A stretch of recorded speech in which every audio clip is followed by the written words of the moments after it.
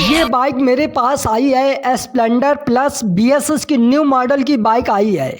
इस बाइक को मैं ओपन करके रखा है। अब इस बाइक में प्रॉब्लम क्या हो चुका है, जैसे इस बाइक को मैं स्टार्ट करता हूँ तो ये बाइक कभी कभी स्टार्ट होती है, कभी कभी नहीं होती है, और स्टार्ट भी हो जाती है तो बहुत ज़्यादा मिसिंग करती है, गाड़ी दम तोड़ती है, पूरा रेस नहीं लेती है।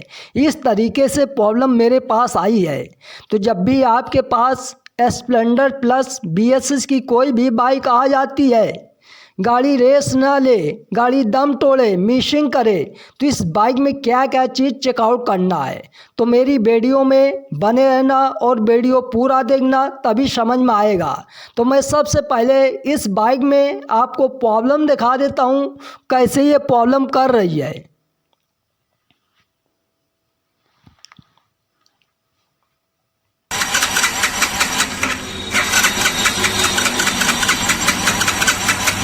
ये गाड़ी किसी तरीके से प्रॉब्लम कर रही है।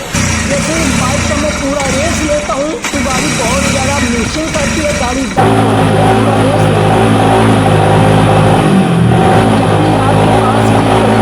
है। आ जाए तो सबसे पहले ये जो फ्यूल पंप मोटर लगा होता है उसका साउंड चेकआउट करना है, साउंड आ रहा है कि नहीं। तो फ्यूल पंप मोटर का साउंड आ रहा है तो इस पाइप को ओपन कर लेना है। तो इस पाइप को मैं इधर से निकाल लिया है और इसकी चाबी को ऑन ऑफ करके चेकआउट कर लेना है।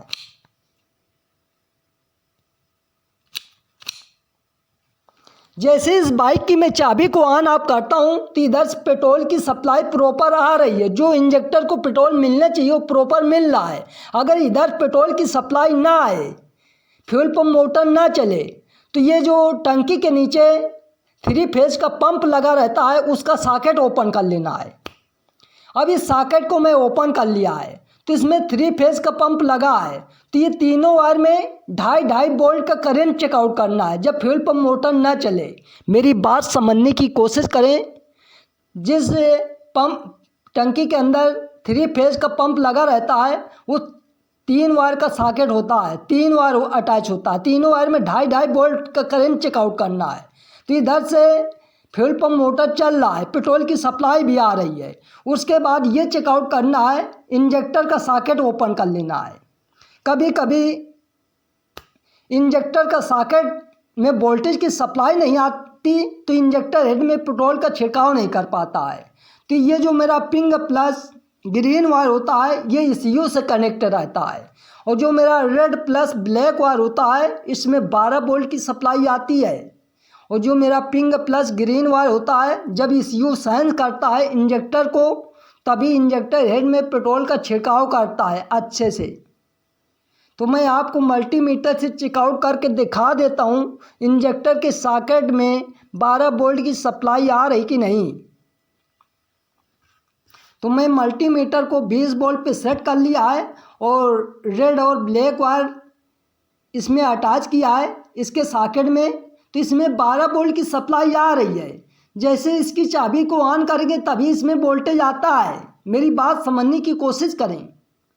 तो इंजेक्टर को प्रॉपर वोल्टेज की सप्लाई भी मिल रही है, फिर भी गाड़ी मिसिंग करती है। उसके बाद ये चेकआउट करना है, जो इंजेक्टर को ओपन करना है। अब इंजेक्टर के ये 2 नट लगे रहते हैं 10 नंबर के, तो ये दोनों नट मैं ओपन कर लेता हूँ। तो दोनों नट मैं ओपन कर लेता हूँ और फिर इंजेक्टर को निकाल लेता हूँ। तो इस नट को मैं लूज कर लिया है, क्योंकि वीडियो बहुत लंबी हो जाती है तो मैं इसको निकाल लेता हूँ बाहर। तो इंजेक्टर को बाहर निकालने के बाद अब इसका छिड़काव चेकआउट करना है, क्योंकि इंजेक्टर का सॉकेट में लगा दिया है जिसमें वोल्टेज की सप्लाई आती है और पेट्रोल की भी सप्लाई आ रही है। अब ये चेकआउट करना है कि इंजेक्टर छिड़काव कर रहा है कि नहीं, क्योंकि इंजेक्टर के अंदर जो पतले पतले छेद होते हैं वो भी ब्लॉक हो जाते हैं, तब भी गाड़ी मिसिंग करने लगती है। अगर इधर वोल्टेज भी आ रहा है, पेट्रोल भी आ रहा है, फिर भी छिड़काव ना करे इंजेक्टर, तो पिकअप कॉइल को चेकआउट करना है। तो मैं इसमें सेल्फ अप्लाई करके चेक कर लेता हूँ कि पेट्रोल की छिड़काव हो रही कि नहीं।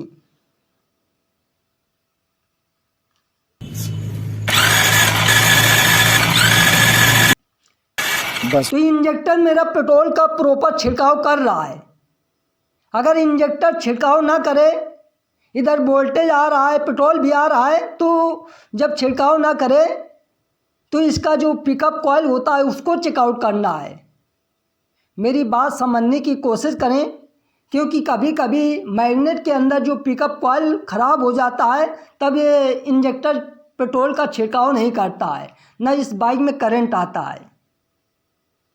तो इन्हें चेकआउट करने के बाद अब इस बाइक में करंट की सप्लाई ना आए तो इस बाइक में क्या क्या चीज़ चेकआउट करना है। जब इस बाइक में करंट ना आए तो इसके बाद मैग्नेट के अंदर जो मेरा लाइटिंग और चार्जिंग कॉइल होता है उसको चेकआउट करना है और पिकअप कॉइल को चेकआउट करना है।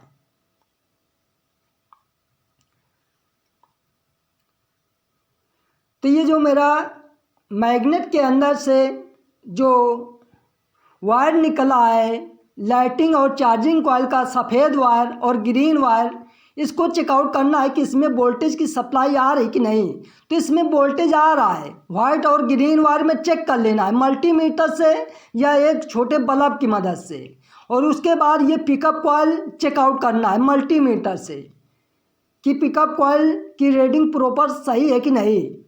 कभी कभी पिकअप कॉइल ख़राब हो जाता है तो उसकी वजह से भी बाइक में करंट नहीं आता और मिसिंग करने लगती है।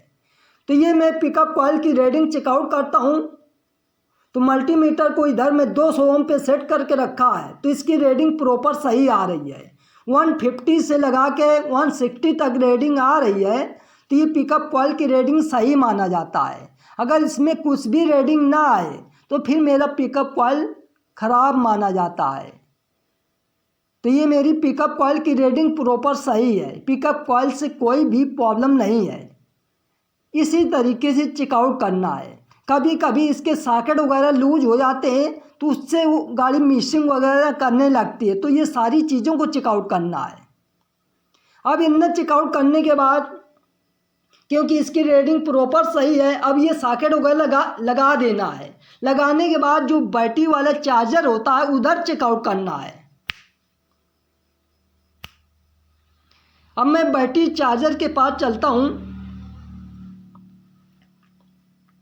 अब ये बैटरी का सॉकेट मैं ओपन कर लेता हूँ। बैटरी जो चार्जर होता है, इस सॉकेट को ओपन करने के बाद इसमें बहुत सारे वायर अटैच रहते हैं।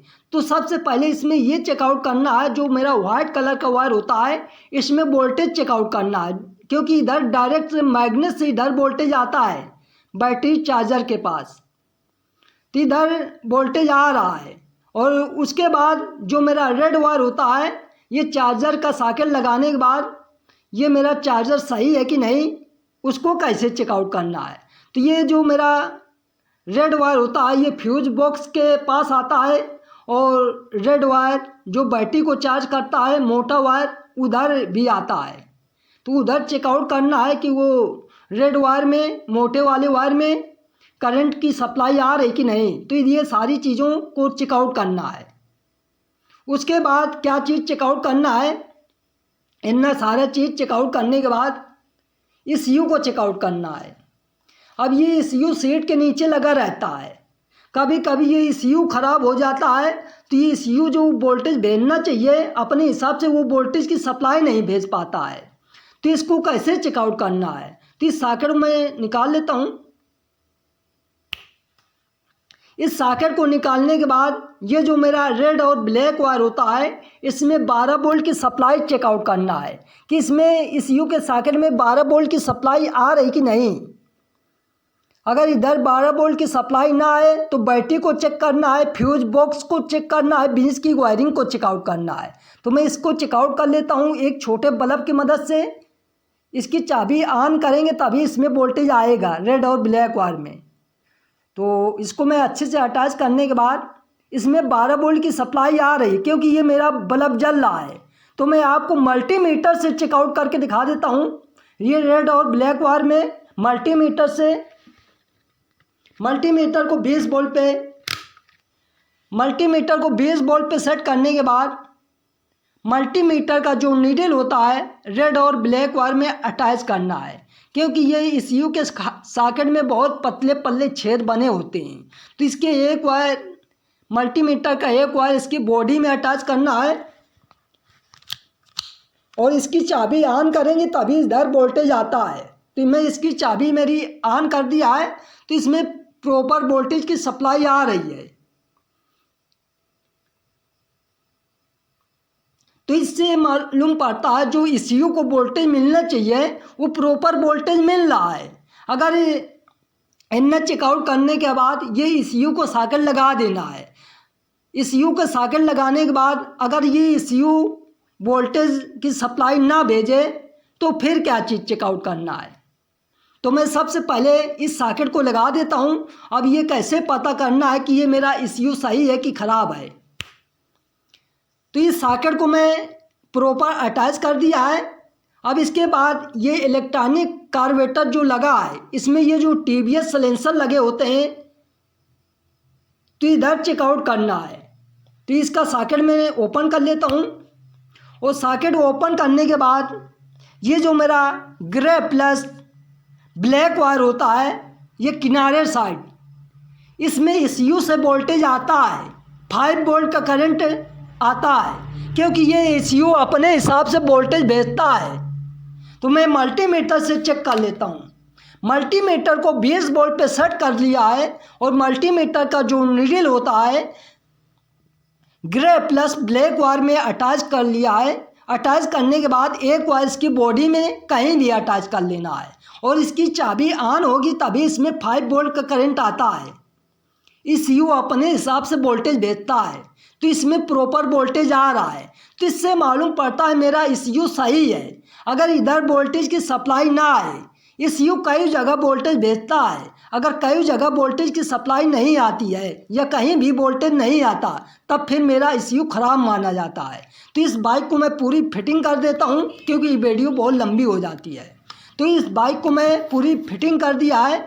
फिटिंग करके अब इस बाइक को मैं स्टार्ट करके दिखाता हूँ क्योंकि इस बाइक में प्रॉब्लम क्या हो चुका था, इसका सॉकेट लूज था और लूज हो जाने के कारण गाड़ी मिसिंग कर रही थी। मेरी बात समझने की कोशिश करें। तो मैं इस बाइक को जैसे स्टार्ट करता हूँ अब ये बाइक मेरी प्रॉपर स्टार्ट भी हो जाती है और गाड़ी में कोई भी मिसिंग वगैरह नहीं होती है। तो जब भी इस तरीके से आपके पास कोई भी प्रॉब्लम आ जाती है तो सारी चीज़ों को सीरियल बाय सीरियल नंबर से चेकआउट करना है।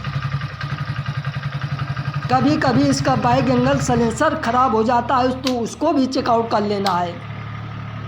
तो अभी ये बाइक में जो प्रॉब्लम थी वो मेरी सॉल्व हो चुकी है। अब गाड़ी में कोई मिसिंग वगैरह नहीं। जैसे रेस लेता हूँ तो ये गाड़ी अब प्रॉपर रेस लेती है, गाड़ी दम नहीं तोड़ती है।